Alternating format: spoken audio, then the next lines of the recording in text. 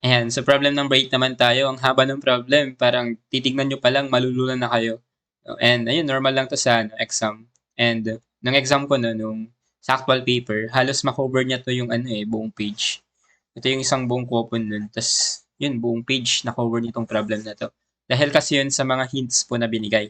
Yung mga hints dito, no, sa problems natin para makatulong para ma-solve natin yung problem. Kaya huwag kayo masyadong, kayo masyadong kabahan kapag may mga hints kasi helpful naman sila. Kaso nga lang kasi, no, itong problem po na ito, may binigay mang hints, hindi po kinumpleto ni examiner yung mga hints na binigay niya. Okay? Kasi meron pong isang kulang na hint dito eh. Siguro yung hint na yun, hindi niya binigay kasi na-expect niya na alam natin yung hint na yun. Okay, sige, basahin muna natin, no? Maya na lang natin yung pag-usapan. So, sabi dito, determine the horsepower produced by a passenger car traveling at a speed of 65 miles per hour on a straight road of 5% grade with a smooth pavement. Assume the weight of the car is 400 pounds and the cross-sectional area of the car is 40 feet squared. So ito guys, kahit hindi na natin i-drawing yung nangyari sa dito sa problem natin. No, kasi formula based lang naman to. Okay, so ang hinahanap sa atin guys, yung horsepower daw. Or yan po yung power or power requirement. Ang kagandahan dito, mayroon na pong formula na binigay to solve for the power requirement. And ito po yung formula na yun. Now, we have here 1.47 R times U divided by 550. So itong R na nakikita natin dito, ano yan guys, yan po yung sum ng resistance to motion. And itong U naman po na nakikita natin, yan po yung speed ng vehicle. Okay? So, dito guys, para ma-solve natin yung P, kailangan pala natin kunin yung summation po ng resistance to motion. Okay? And dito, mayroon pong binigay na dalawang resistance na hint. Yan po yung air resistance, tapos another one is the rolling resistance. Okay? So guys, isulat ko muna ulit to. Sa formula natin for power requirement, to solve for power, meron tayong given na hint dito. And yung hint po natin dito ay, sulat ko muna. So, ang P po natin, equivalent po yan sa 1.47 R times U divided by 550. Ngayon yung R daw po dito, ano yan summation daw po nung resistance. So, basically ang R natin dito, equal po yan sa, ito, we have air resistance, tapos rolling resistance na mayroon pong formula dito na binigay. No? Pareho po silang mayroong hint na binigay. So, therefore dito we have air resistance, yan yung RA, plus rolling resistance naman, yan po yung RR natin. Okay? Pero guys, take note, no, na mayroon pong isang hint na hindi binigay dito. And yung hint po na yun, another resistance to motion po yun sa vehicle natin na nagta-travel. Okay? So ano kaya yung hint na yun? Yung hint po na yun ay yung ating grade resistance. Itong grade resistance, hindi po ito binigay. Okay, so lagyan ko ng guys, palatandaan. Hindi po ito given sa hint.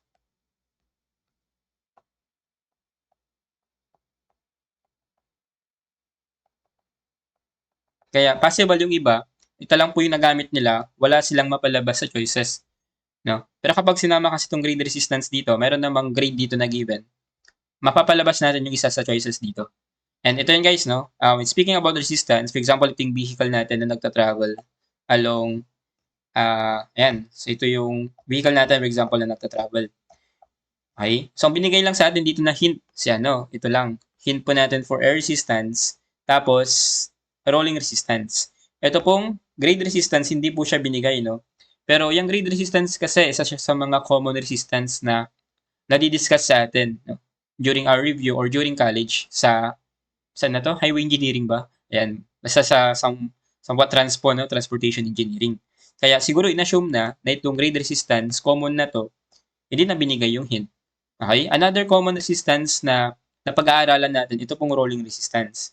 Actually, itong air resistance guys, hindi to common Kagandahan, binigay naman yung formula for air resistance. Pero just in case na wala pong hindi to for air resistance, parang napakalabo naman na ma-solve itong problem na to. Especially, I mean, actually kahit itong rolling resistance, kung hindi man po binigay itong hint na to, parang siguro hulaan na lang natin no, yung tanong po na ito. Napakahaba kasi nung problem, medyo alien siya. And itong problem na to guys, nanggaling lang dito sa reference kung saan kinuha yung problem number 7 natin. Okay, kaya possible doon sa reference na yun, meron ulit mabunot. No? Baka lang. Okay? So dito ang goal natin para ma-solve natin yung power required, isolve muna natin yung total resistance and that is equal to RA plus RR plus RG. So isolve muna natin to, itong dalawa, kasi yan po yung may dalawang hint na given sa atin. Start muna natin sa air resistance muna. Copy ko lang to guys na itong hint and then isolve na lang natin sa next page. Makakulang na rin yung ano natin, page natin. Kulang na rin yung page. Baka hindi na magkasya, I mean.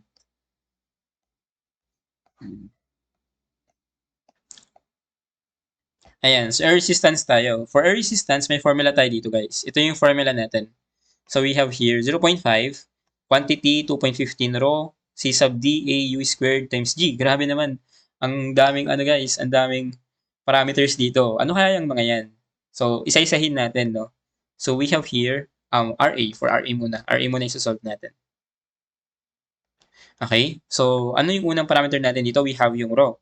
Kagandahan dito, basahin lang natin itong nandito, ay makukuha na natin yung value ng rho. So sabi dito, density of air that is equal to 0.766 pounds per cubic foot. So basically, wala naman tayong idea kung ano yung gagamitin na density ng air dito. And meron namang binigay dito na density ng air.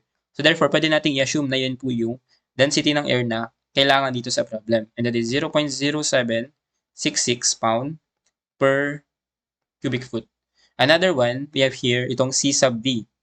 Yan naman equal yan sa ito. Aerodynamic drag coefficient and current average value for passenger cars is 0.4. So ano ba itong pinag-uusapan natin sa problem? So sabi dito kasi, produced by a passenger car. Passenger car daw. So basically, ang gagamitin natin dito, 0.4.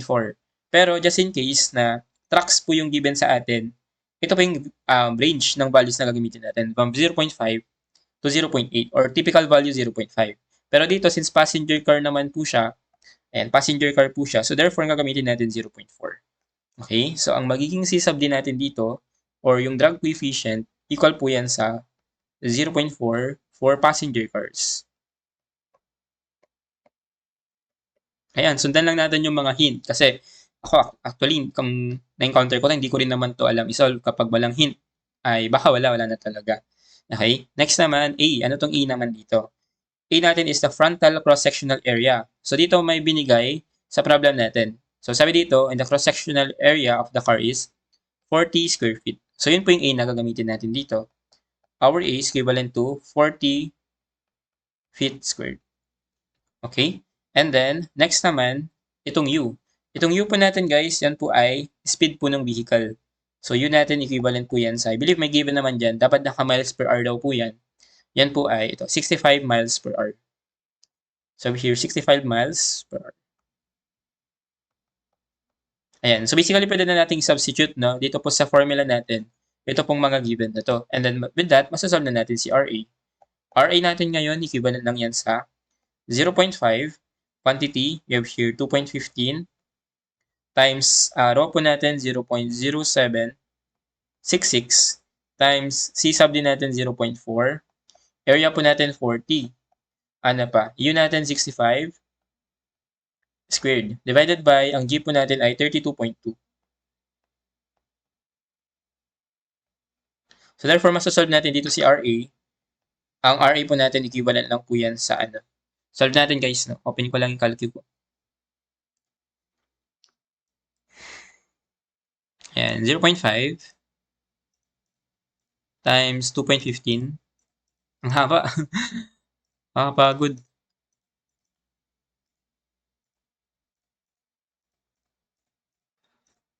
Tapos, 65 squared. Divided by 32.2. Ayan. So, ito po ay equivalent sa 172.87. So, RA natin or air resistance, 172.87. Naka-pounds to guys. No? Naka-pounds po ito. Pero RA pa lang yan guys. We also need to solve for our rolling resistance. Para ma-solve naman natin si rolling resistance, gamitin po ulit natin ito pong hint na binigay dito. Maximize lang natin yung mga hint guys. Kapag mga nitong mga problems, basta may mga hints, laro-laruin lang po natin yung mga formulas. Sayang naman kapag susukuan natin agad without even trying. How English? So, next, rolling resistance naman tayo. Baba ko na itong calcu ko. Ayan. So, for rolling resistance naman, check muna ulit natin kung ano yung mga parameters dito. CRS may given 0.012. CRV may given ulit. Ito, 0.65 times 10 raised to negative 6. Yun natin, di ba yan yung ano natin? Speed. And then W naman, gross weight. Okay? So dito, ang W natin guys, check natin sa given kung ilan po yan. That is, ito, 40,000 pounds. No? The weight of the car is 40,000 pounds. So therefore, yan po yung weight, W natin dito. Ilan yun ulit? Weight natin ay 4,000 pala. 40,000. Okay? And then, ito guys, yung ano natin, meron naman ng given dito. CRS, ito po yan, 0.012. CRB naman ito. So, direct sub na lang natin ulit. Ang magiging R sub R natin, or roaring resistance ay, CRS natin dito equivalent lang po sa 0.012. And then plus 2.15. CRB natin guys, 0.65 times 10 raised to negative 6. Times U natin ay speed po ng vehicle, that is 65 miles per hour. And then naka-squared pa yan. Quantity, yung W naman natin, yung gross weight ng ating vehicle, that is 4,000. So therefore, masasolve natin dito si R sub R. Solve natin guys, no? We have here 0.012, so equal lang. Plus 2.15 times 0.65 times 10 raised to negative 6. Ang haba. Times 65 squared. Ayan. Times pa natin to ng 4,000. Makuha natin dito ay, wait lang, parang may kulang. No? Check ko lang mabuti. 0.012 plus 2.15 times 0.65 times 10 raised to 6. Wait lang. Kulang ko ng parenthesis dito. Ayun, kulang nga ng parenthesis. Lagyan ko ng parenthesis. And, wait lang. May mali pa rin. Check natin ulit. Ito, 4,000 pala dapat. Kulang ng 0. So, makuha natin dito ay 71.62 pounds. If here, 71.62 pounds. Okay? Pero take note guys, no? Kulang pa tayo dito ng isa. Yun po yung isang hindi given sa atin. Si grade resistance. Pero si grade resistance, no? Dapat alam na natin yan. Or, syempre yung iba siguro hindi pa nila nadaanan. So, lagay ko na lang din dito.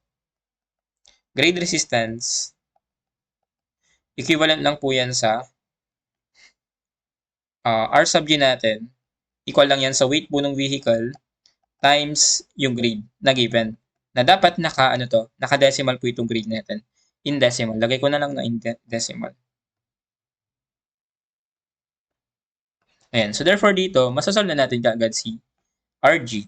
Okay? So, dito we have R. Next naman, RG tayo. Grade resistance. So, for grade resistance, guys, equal lang po yan sa the weight natin, 4,000 times grade po natin in decimal. Ano ba yung grade na given dito? So, may given naman that is 5%. In decimal, ang grade po natin ay 0.05, no? So, grade natin dito ay, sulat ko muna, 5% or equal po yan sa 0.05. So, multiply lang natin to ng 0.05. Masasolve natin dito si grade resistance, naka-pounds pa rin po yan, no? We have here 4,000 times 0.05 and 200 pounds. So, therefore, masasolve na po natin yung total resistance. So, guys, sulat lang natin.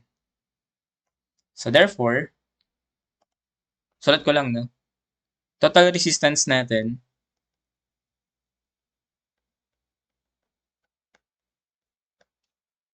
we have here R. Na-equal po yan sa R, RA plus RR plus RG. Okay, RA natin guys, yung sa air, 172.87 plus 71.62 sa rolling plus sa grade naman, ito mali, malaki na R sub G dapat to. Sa R sub G naman, grade resistance that is 200 pounds naman. So, dito masasolve natin si R. Solve muna natin daw. We have here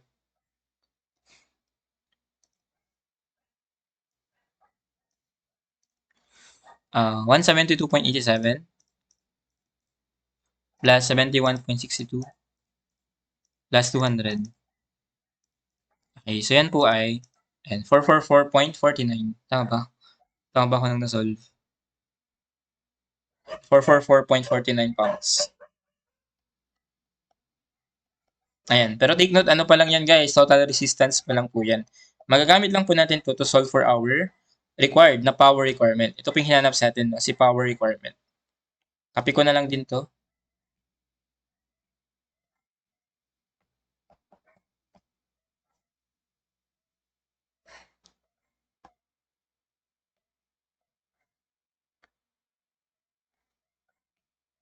Ayan. So therefore guys, solve lang po natin si power requirement. We have here 1.47. R po natin ay 444.49 times ang U po natin dito, yan po yung speed no, na given, that is 65 miles per hour. We have here times 65 divided by 550. So therefore, masasolve natin dito si power. And ang power po natin ay, solve lang natin ulit. 1.47 times 444.49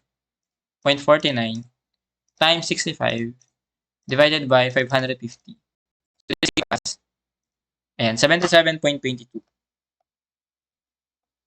So ano kaya yung magiging unit natin dito guys? No? Kung mapapansin po ninyo sa problem natin, hindi naman tayo nag-unit analysis or kung anong unit na consistency na ginawa natin. Hindi tayo nag-cancel, ganyan, rekta, substitute lang po tayo. Okay? So, bakit hindi na tayo hindi na tayo nag-convert, ganyan, hindi na tayo nag-check ng unit analysis natin.